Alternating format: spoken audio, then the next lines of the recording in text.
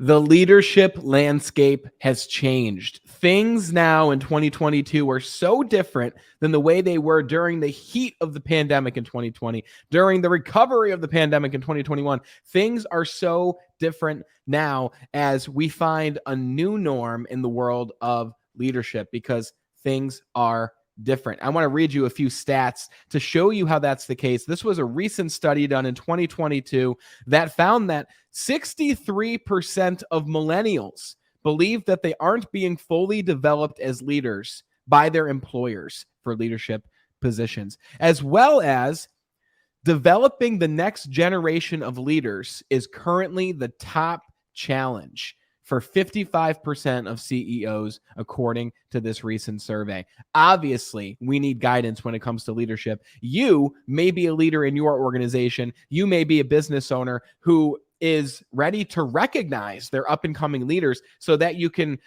keep more of your people. You can leverage their unique strengths. You can use them in order to build the organization, but also to build them as human beings and increase your bottom line and increase your performance. No matter who you are in that spectrum, this conversation today with my good friend and business partner, Mr. Brian Rollo, the leadership expert, is going to shed some light on how you can conquer 2022 with any leadership challenges that you are facing. Before I introduce Brian, who's been on the show before, you know the fee for the show. When you take away value or a piece of advice or a strategy or philosophy or anything that helps you in business or life, because these principles will translate to your personal life, then all that we ask is you share this show with just one other person who could use it as well. Talk to them about it. Send it over to them in a text message, email, TikTok, send them a dance, whatever you want to do.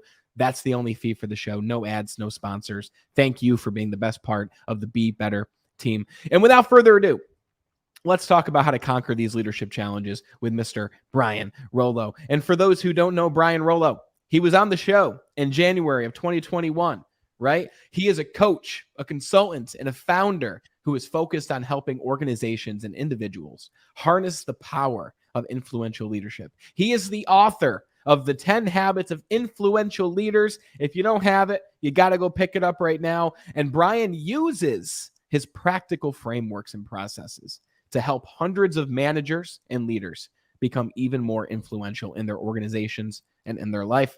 Brian, great to have you back, my friend. Brandon, I am so excited to be here. It's like I walked out the door a year and a half ago and look at Be Better Broadcast. The beard has changed. The background has changed. Amazing. Yeah, I love it. I am super excited to be back, and let's roll. Let's do it. When we were talking recently, because, obviously we work together in Team Elevate, right? We help to up organizations' performance and networking and sales and leadership. And we're like, I was talking to you and I'm like, Brian, leadership has changed a lot. And you're like, yeah, it's changed drastically, right? And I'm going to talk to you about how that is. But I said, we need to have you back on the show to talk about all these things that have changed. What are the most common problems that you're finding with the businesses that you're working with? What are the solutions? So we're going to dive into all those things. I'm curious to hear your viewpoint. How do you believe, and what have you observed about the changes in the leadership landscape today?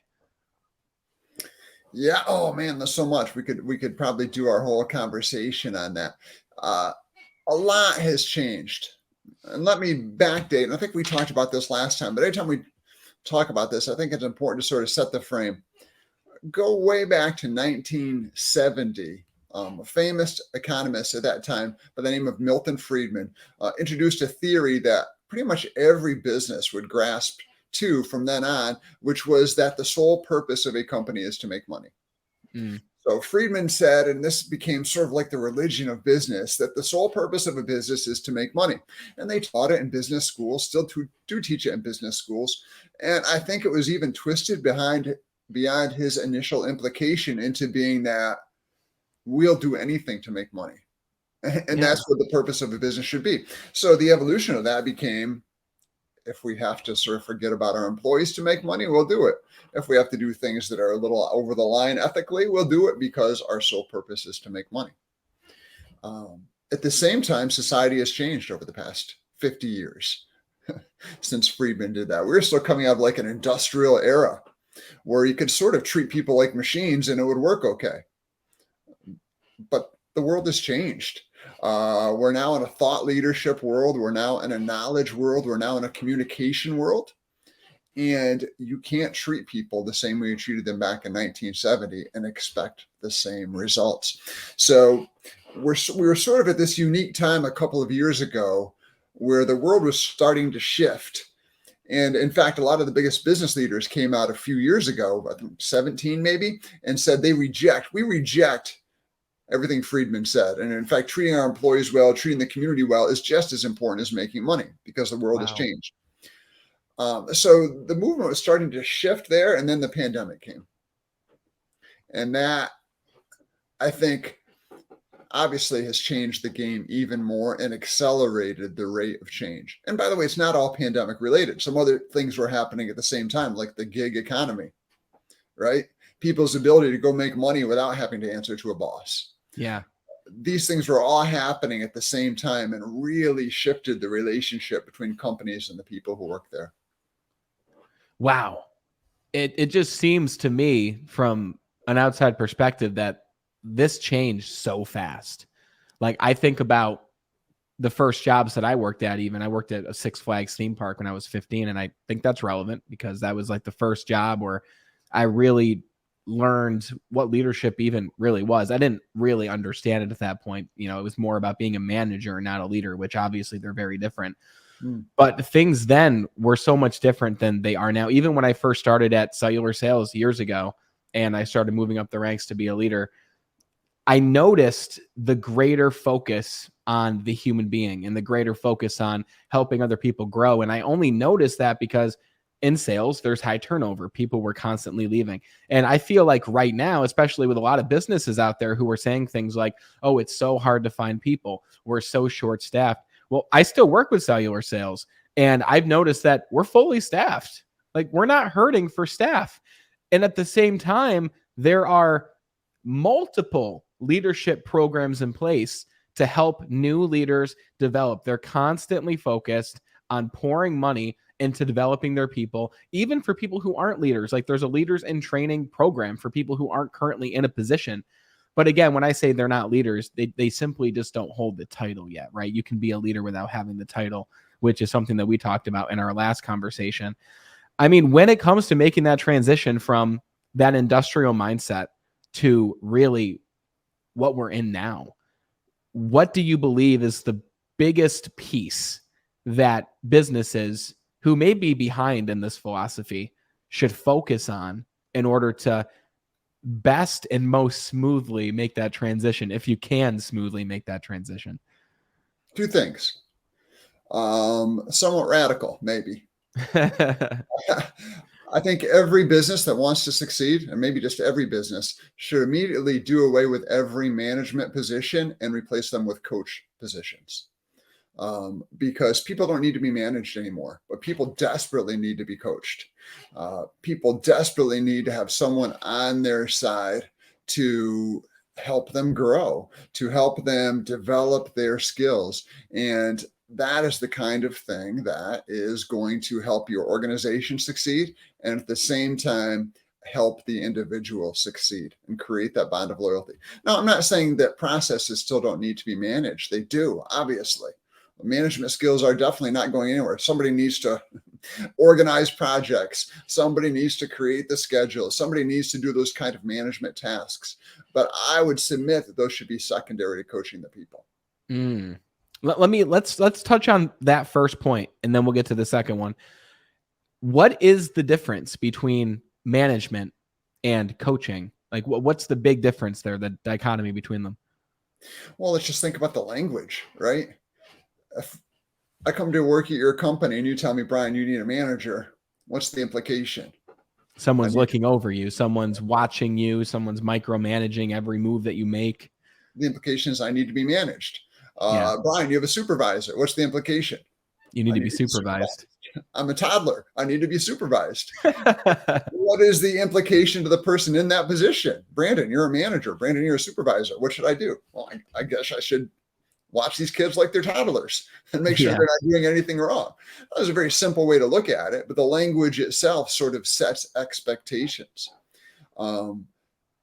Think about a good sports coach. You know, Their primary function is to coach people. Now, are they going to do a little strategy? Yeah, of course. Are they going to worry about X's and O's and this person goes here and this person goes there? Yes. But the very languaging we use suggests the most important part of their job is to actively coach each individual to success. Of course, that looks different for each person, but it requires somebody who has the skill set, first of all, which is the second part of this. Are you even putting people in those positions that have the skill set to be able to coach? Mm, But somebody that has the skill set to be able to go on and coach the people on their team to greater success. I love that. What part of management is still important though? How can a coach still manage? Is there a specific skill that a coach must possess that does fall into the realm of management that you've observed? Oh, of course. And again, a real simple way to think of it is we manage things, we coach people. We manage Yeah. things, we lead people. So of course there's all sorts of things that need to be managed. I mean, go back to Six Flags, right? Your job at Six Flags, somebody there has to make sure the quote unquote trains are running on time. Somebody, Yeah. people are showing up at the right time, people are leaving at the right time, people know where to go, the rides are running. Like, somebody needs to do all of those things. And Yes. it's the same thing for any company. There are tasks that need to be managed. There's a little bit of project management in there. There's certainly a little bit of business knowledge in there. Those things have to happen. I'm not downplaying the importance of those at all. Um, and again, it might change business by business, but making sure we have the right people, making sure they are in the right places, making sure we have our processes cleanly detailed so people understand what they're supposed to do and what's expected of them. Another big problem I see sometimes Mm, is processes and procedures are not clearly laid out. So people are confused about what they're supposed to do. That's all yeah. part of management, creating those things. And those things are very important. But none of that works well with a disengaged staff. None of that works well with people who don't want to be there, which is why I would suggest the coaching piece uh, is the priority. Do you believe that management should be its own position, or do you believe that we should have coaches who all understand how and what to manage? Do you see what I'm asking there? Or I do you think believe that it changes from organization to organization? it will definitely change from organization to organization. But to me, I believe the most powerful role is a coach who can manage at the same time. Mm, Because when I work with Brandon, I'm going to come to know your skill set. I'm going to come to know your challenges. I'm going to come to know your what you love to do or motivate you. And then when I put my management hat on, I can use that knowledge to put you in the best position. I mm, can use that knowledge to help you succeed. If I have to pass that management role on to somebody else, it's going to be there's going to be a gap, and it makes it just a bit more difficult. So again, I'm not saying management doesn't have to happen; it needs to. But what we need are coaches who can manage, not managers who may or may not be able to coach. that's right. That's right. Uh, Shade just commented and said, investing internally develops external relationships. Very Absolutely. interesting. I agree with that. Okay, so that's the first point. What is the second place that we should focus on when making that transition from the industrial mindset to the people first mindset? Well, this goes into a little bit of what we talked about last time, Brandon, but I have found that a lot of companies still confuse or mingle leadership and authority. So if this person has authority, that makes them a leader. If they don't have authority, they're not a leader. Who are we going to give leadership training to? Are people in authority because they're our leaders. When really authority and leadership are two totally separate things. And just being in a position of authority does not necessarily mean you have good leadership skills. In fact, sometimes it might even suggest an absence of it. If an armed robber robs a bank, he doesn't need to be a good leader to get people to do what he's asking them. He's got the gun. People have to do it. So, being in a position of authority does not necessarily mean you're going to be a good leader if people have to do what you tell them to do in order to keep their jobs. So I think a real key to success is wide and broad leadership training. In fact, if I was starting a company today, I would train every employee in leadership early in the Wow. career. Every employee, because we all lead in different ways. And imagine a company where everybody saw themselves as a leader. And of course, knowing the boundaries, that doesn't mean you get your way for everything. But again, that goes back to our authority discussion and understanding the difference between the two. But imagine a company where everybody views themselves as a leader. Everybody feels that gift and responsibility to show up as their best selves, knowing that their actions are going to influence others every day. What's the greatest kickback that you receive when you're talking with organizations now? Because with what you do, you don't have the easiest job, right? You're speaking with businesses who are still in that industrial mindset, who bring you in for one reason. Maybe it's to make their current management or leaders better, right? But then you say to them, hey, we got to remove this terminology of management. We've got to replace that with coach. Like, I'm sure that you introduce it in a more suave way, but really a lot of what you do is shining the light that these things are problems in the first place. And I can only imagine that there's some business owners listening maybe, but also people that you talk to who say, Brian, why would I pay to invest in every single employee in leadership training when some of them don't want to become leaders? Some of them, as an example, in a sales company, want to show up, sell things, make money, and go home. Why invest in leadership with them when I can pour all of that into my upper leadership? What would you say to that person, one, and how do you overcome that resistance per se with the business owner and or leadership? I would say a couple of things. There's a couple different questions there. First of all, how do I deal with it? To be honest, Brandon, I tend to work with people who already get it to some point. That's why we're working together. Okay. So companies and organizations that really don't buy this at all, they think I'm just talking nonsense. More than likely, at some point, they're going to decide I'm not the right guy for them, which is great for both of us. Secondly, I would ask any company to look at the ROI of leadership investment. And there's a stat I can't remember now, but for every dollar you put in, I mean, it's a 10 or 11 times return. Anything you put into leadership development. And to ask the third part of your question, what about people who don't see themselves as leaders? I think that's, again, where we have to define leadership and where a good program would do that. If you just want to come in and sell cell phones, never want to be a manager, okay, great. But is there a role still of leadership available for you? And I'd go back to what Shade said. Internal development sparks external relationships. There's a difference between me buying a phone from somebody who thinks of them just as themselves as a cell phone salesman versus somebody who sees themselves as a leader in the cell phone business, right? Wow. Because that person's going to come at me totally different with a different level of confidence, with a different level of energy. And it's going to show up. So when I talk again about investing in every employee as a leader, I'm not saying we're going to train every employee to be a manager. No, but what I am going to train them on is what leadership looks like and sort of what avenue they want to invest in themselves in as a leader. And if they want to opt in to say, hey, you know what, I want to be a manager of this store one day, I want to be the CEO of this company someday, great. If they just say, I just want to sell cell phones and get a check, great too. But we want to develop you to be the best you can at that. And that's going to be being a leader in this industry, being a leader in front of our clients.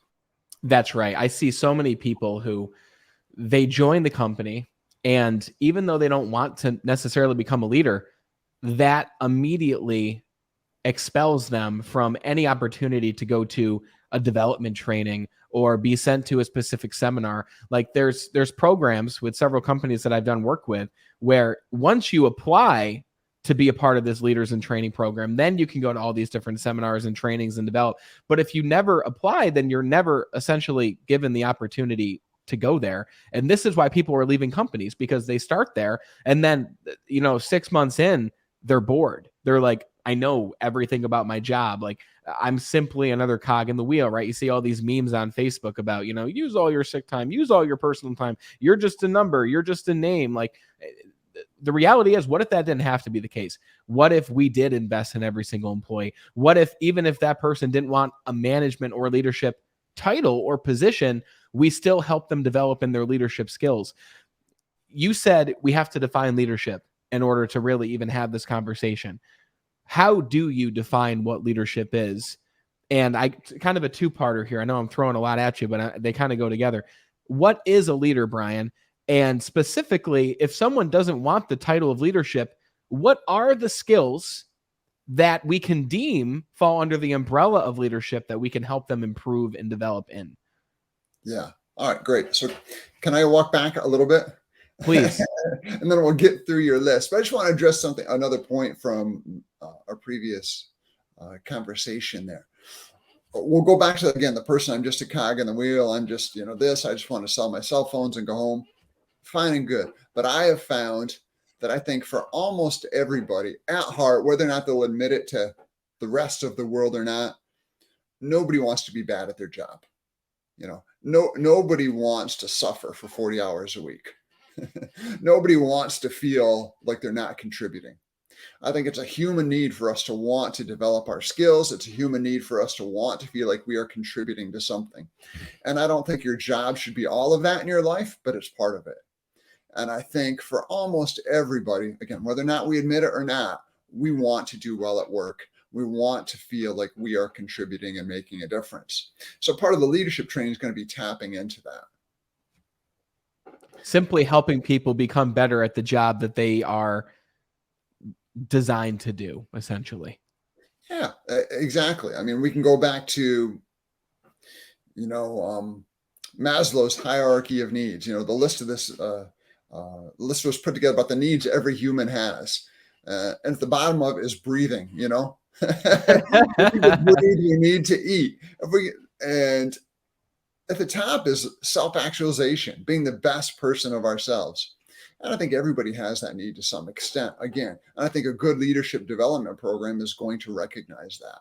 And it's going to recognize early on what those needs are for each person, because to your point, they will be different. Now, about leadership, we've had this conversation before. I know you know what I'm going to say, because you've heard me say this a few times, both in our Team Elevate work and in private conversations.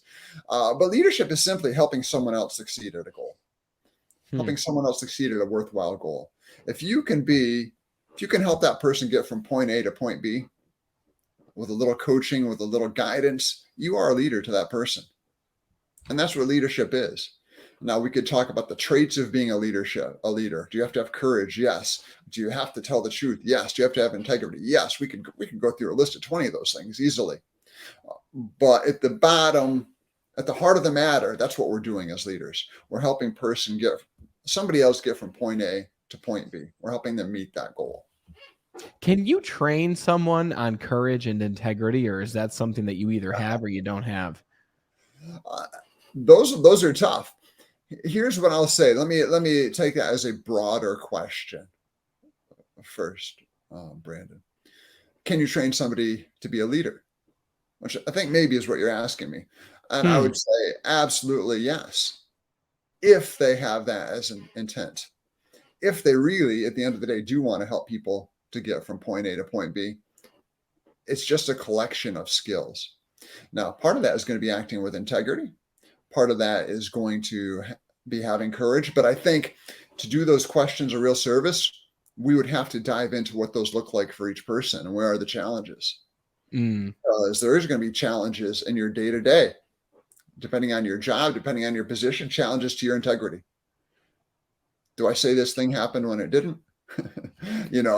Do I write this report even though it's not exactly what happened? I'm not here to judge anybody, but I'm saying we have to talk about what those challenges to integrity look like in each position and how a leader responds to them. What's it mean to show courage in your job? What are going to be the challenges to your courage? Where are you going to be tested? What scares you? Where does fear come in? I think those are the questions I need to, I don't think I know, those are the questions I need to answer with a client before we can start really talking about whether or not they have courage. Yeah, absolutely. And it's that definition of leadership too, of helping somebody to succeed. You can be a leader with your customer. Like, it's not necessarily about leading your colleagues or leading the people who work with you.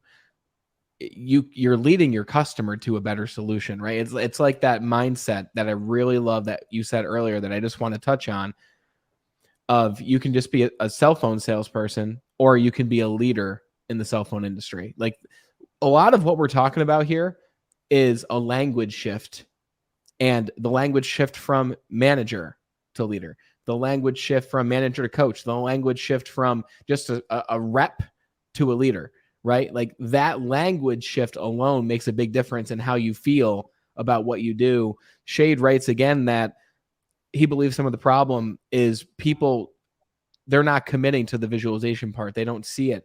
And I think that if I was bringing someone onto the team, and you tell me if you agree, and they said, I have no interest in moving up, I have no interest in becoming a leader, I just want to make money, I just want to do my thing, that person might not necessarily be the best part of the team, because you even said, Brian, if they have that intent to become a leader, then you can train it. But if they have no intent to become a leader, then it's going to be rather difficult, if not impossible, unless that intent changes throughout the hiring or the training process or through that time of someone working there. But I don't necessarily know if I'd want to bring someone onto the team who has no vision or intent to grow in their own leadership skills and capacity. Yeah, you make a great point, Brandon. So here's the solution to that, which again, I work on companies on, or work with companies on. Do they really know what they're looking for? Do they really know what it takes to succeed at your company? Do they know what is non-negotiable? What are the values of this company? Imagine a company that knows leadership is a value from day one, and we want leaders in some format, everybody to be a leader in some way. And that languaging went into their outreach. That languaging went into their job posting. That languaging went into their interviews when they're trying to get hired. That languaging goes into orientation. When they get hired, you're really lessening the chances that down the road somebody says, you know what, Brandon, I was just kidding. I don't really want any of that. Just pay me. Like that's an issue then, right? Yeah. So part of it is really being clear as an organization on what you value and what it takes to succeed in this organization, being really super transparent about it. So to your point, that kind of system lessens the chance that you're going to get that person down the road who wants to opt out. Yes, well said. Do you believe that's one of the greatest mistakes that businesses make, is not being clear enough on who it is they're looking for? Or is there another mistake that outshines that when you're working with people? I guess we could also frame this in the question of what are the biggest common mistakes that you're seeing organizations make when it comes to developing their people in leadership? Well, let me answer sort of, again, macro level, and then I'll come back because I think we need to address the macro level. One of the biggest mistakes I see is just companies not really being clear on what their culture is, like what their current culture is and what their aspirational culture is. So a lot of times companies don't really know what makes them special, what makes them different, what makes them unique. And if you don't know that, if you can't put language around it and clearly communicate it, it gets lost. When you do know that, that's one of the things I work with companies on. When you do know that, when you can put language around it that is easily understood and easily remembered, then again, we're setting some expectations. We're being really clear. We're hiring people who we know are going to come in and fit that.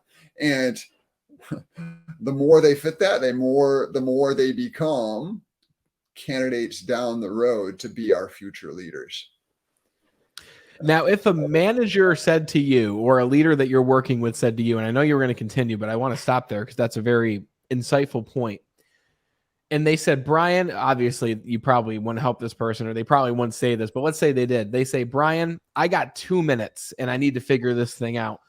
How can I quickly determine what our values look like? How can I quickly determine who we are? What sets us apart? Do you have a framework for that? Or where's the first place you begin if you were quickly helping a business find out their own messaging, essentially? Well, I do have a framework for it. And it's going to take longer. It's going to take longer than 2 minutes. There's two different parts of it. Who are we really right now, and who do we want to be? And is there a gap? Is there a gap? And the only way to know who you are right now is to ask the people that work there. And that's really hard.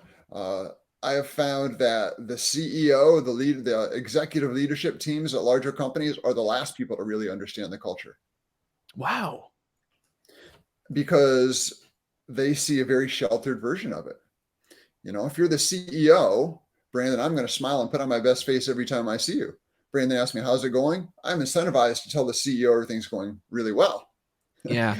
So the leadership team gets a sort of sanitized version of the truth a lot of the times. And it takes courage. You want to talk about courage? One of the things that really takes courage is just to ask the question of everybody without any threat of recrimination, how are things really going?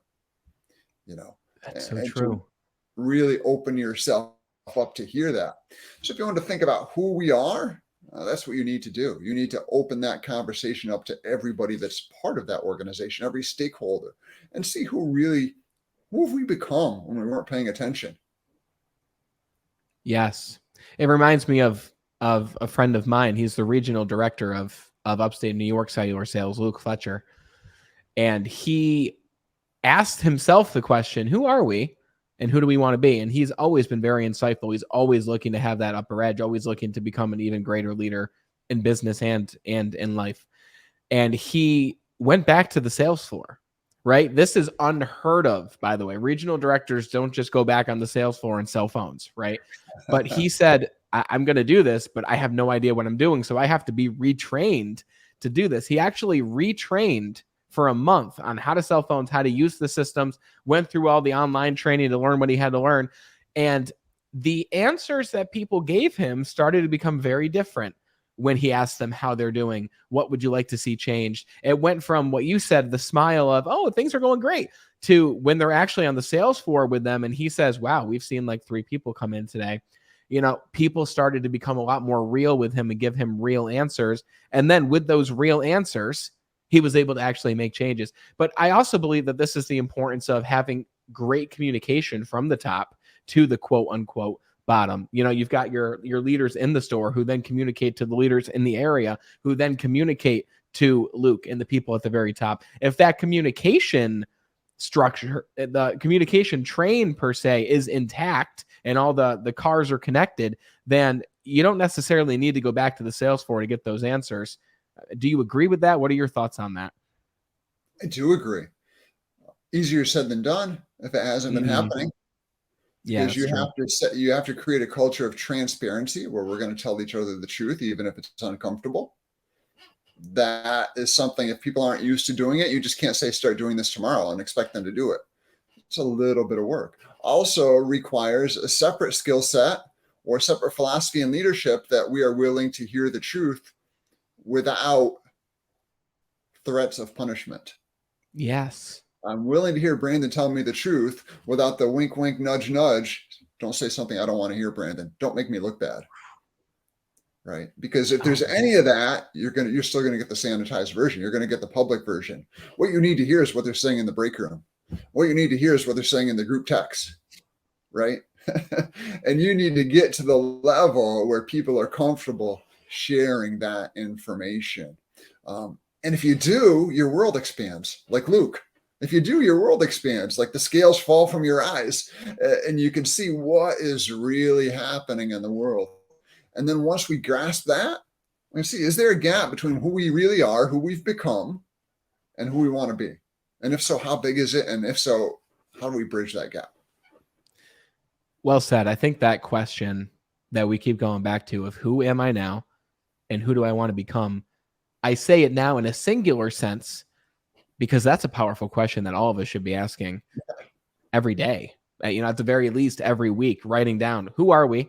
Who do we want to become? But most importantly, what's the gap in the middle? Because that gap in the middle really is how you determine where must I develop my skills? What skills should I focus on? How am I going to do this? What types of people that I know exhibit these skills? How can I get around them more? One of the biggest reasons why I joined Toastmasters, which is where we met. If I wasn't in Toastmasters and if you weren't, we probably never would have met Brian. Maybe somewhere down the line we would have, in the work that we do, but it just goes to show asking that question frequently as a singular entity, but also as a company, an organizational entity, is super important.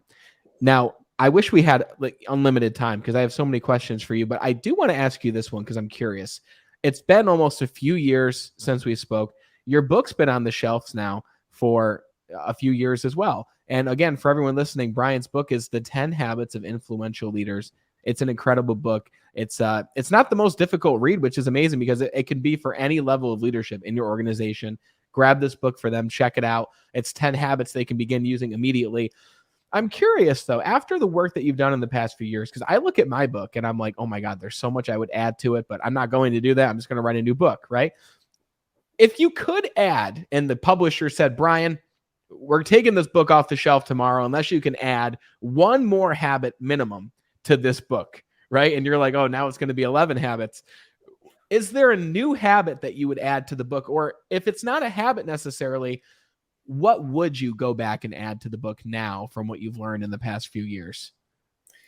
If I had to add a chapter, and I'm like you, by the way, I'm starting a new book because there's so much more that's happened. And, but I think if I had to add a chapter, and I might even change the titling, because I think it's such an important thing, I would add be thoughtful, be a thoughtful leader.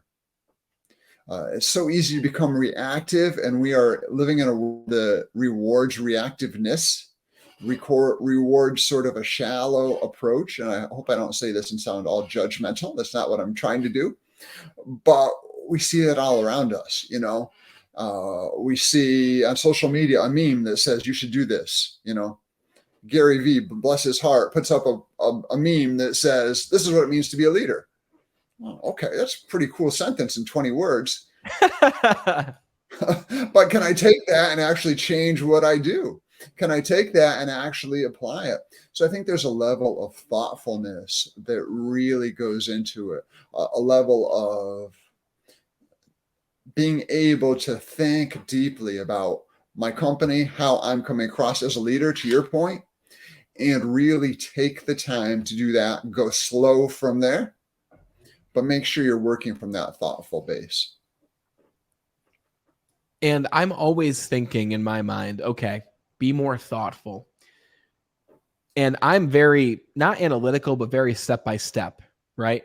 How can one become more thoughtful? If you were to instruct and coach me today on being a more thoughtful leader, where would I begin in being more thoughtful? How can I start to build that muscle? Well, I would take one common piece. First of all, I'd ask you, like, what are your leadership principles, Brandon? Like, as you lead right now, like, when you see challenges, what do you think of? And knowing you, you might say, well, I want to be positive. I want to be full of energy. Inspiration. I want to be inspirational. Enthusiasm. Right. I love that. That's great. Thoughtfulness is let's get to the next level. What's that mean, Brandon? Like, what does that mean for you? Be inspirational. Tell me, how does that show up for you? We might get there, and we're going to walk it back a little bit. What's the next level after that, Brandon? Like, let's really be thoughtful on what it means for Brandon to be inspirational, because it's much, much bigger than just throwing an easy word like inspirational out there. If you and I were to go through this and spend a half an hour talking on this, I guarantee you we'd come out with a really thoughtful sentence that defined what being inspirational means to Brandon and how he affects everybody around him. Well, so that just made me think, actually, you saying that, which very interesting, because this is essentially a form of future planning, right? If everyone listening right now, ask yourself, I think that's very powerful, Brian. If everyone listening right now asks themselves the question, what is your top leadership principle? Not intellectually, but based on your own skills, your own strengths, I would say that mine is inspiration, right? And that goes along with enthusiasm, all those things. And if I ask myself, okay, well, what's the next step? Well, the next step is not for me to just be inspiring to other people, but if I can inspire other people to be inspirational themselves for the people around them, right? Then it raises the question, well, how can I do that? How can I help other people to be inspirational? Well, maybe it's having a training program on what is inspiration anyway? How can you find inspiration? How can you be inspirational for the people on your team, for the people in your family? So that does raise more questions, asking yourself, what is the next level after the very surface principle itself? So you go down. Yeah, I love that. I wish we had time. We'd do it on the air right now if we had another half an hour. But I go through this process all the time with leaders. And I guarantee you right now, if you just put up Brandon, if if you put up a meme on Facebook or a picture on Facebook on LinkedIn that says Brandon Eastman, inspirational leader, absolutely true. Also, absolutely identical to what 9,000 other people are saying. True. Right. And I'm also getting into a little branding work here, but it's the same. But I know it applies to leadership. When you walk through this process of really being thoughtful about what that means to you, and go down a few layers, not 2 layers, go down 5 layers, go down 10 layers. What you're going to end up with is something that defines you and your leadership in a way that is unique. That's so true. You're digging deep. Essentially, you're going just past the surface layer and you're going several layers deep. Yeah. To really differentiate. And so if I was running a company, that's what I do for the company, right? How many mission statements all sound like each other, right? And they all sound like they came from, mission statement 101. Everybody signed up to that class, got the same words. Sometimes we change the order a little bit, but we throw it out there on our website. Everything's good because they haven't done that thoughtful work. I remember sitting down one time to form a mission statement with a business, and we're literally looking up the top mission statements from other successful companies. And we're like, all right, let's plug and play what we do into this mission statement. And it's like, is that our mission or is that their mission that we just made to sound good? Like, what really is our mission? That's a really good point. I heard a quote recently. I didn't come up with this, but I love it. There are no cover bands in the Rock and Roll Hall of Fame. Right? There are no cover bands in the Rock and Roll Hall of Fame. Like, you want to get there, you have to be unique. You have to be you. You have to come up with your own stuff. And again, I know I'm getting into a little bit of branding work here, which I don't mean to, but I want to apply this to leadership because, again, once you really be clear on you and what's important to you and be really thoughtful about that, you're going to give people something to grasp onto. Yes. They're going to say, I get Brandon now. Maybe I don't see the world like he does, but I get him. Yeah. I get what's important to him. I love that. I'm going to ask you because you brought it up. Can you give us an idea or a sneak peek or a quick look at what's your mind on when it comes to this new book? Yeah. So what are you thinking about? It's going to be a lot about thoughtful leadership, and it's going to be a lot about personal growth. Again, let's get away. I've already written, I think, pretty well about being a manager, about organizational leadership, but I think there's such a void out there. I mean, for people to know how they can be leaders in their day-to-day life. Yeah. And why they should be. Again, you've heard me say this before, but I think every single one of us has an opportunity to lead someone. Every single one of us, I don't care who they are, has an opportunity to help somebody else get better. We have an opportunity to step in that role of leadership and make a difference for somebody else. Maybe some of us have a big opportunity to do that. Some of us have a more narrow opportunity. But we all have that opportunity. So I want to write and really do some more deep thinking myself on what that looks like for an individual and how they can take these principles and really become that leader that helps the people around them. I can't wait to talk more about it. I can't wait till it's out, and then we're going to have you back on the show, and we're going to dive into that. Do you have a time frame that you're thinking that this book may be on the shelves? If you had to guess. My goal certainly is to finish it in 2023. So amazing.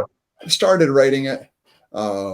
We'll see. It's going to take some work. It's going to take some thoughtfulness, which is not always quick. Like I said, go slow to go far.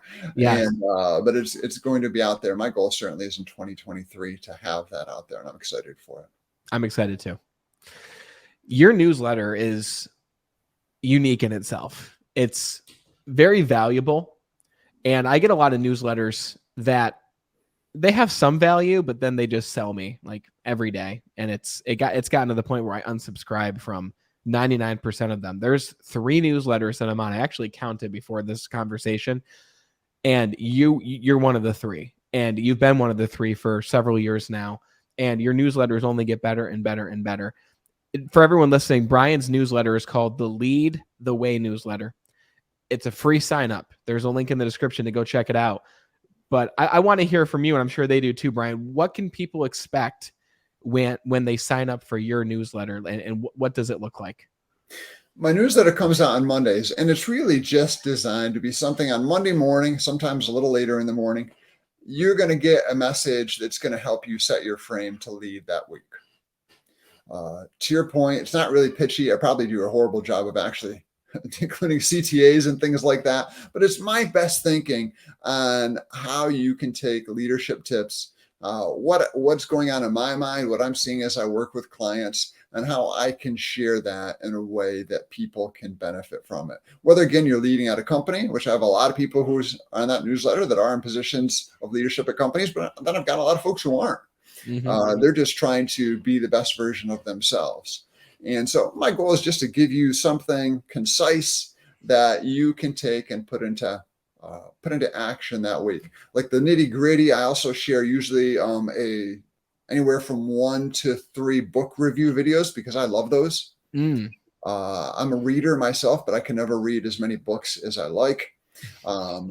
So I have I partnershiped with actually a book video company, so I can share their videos. So there's a few different one of those every week too, with a brief description of what the videos are that week.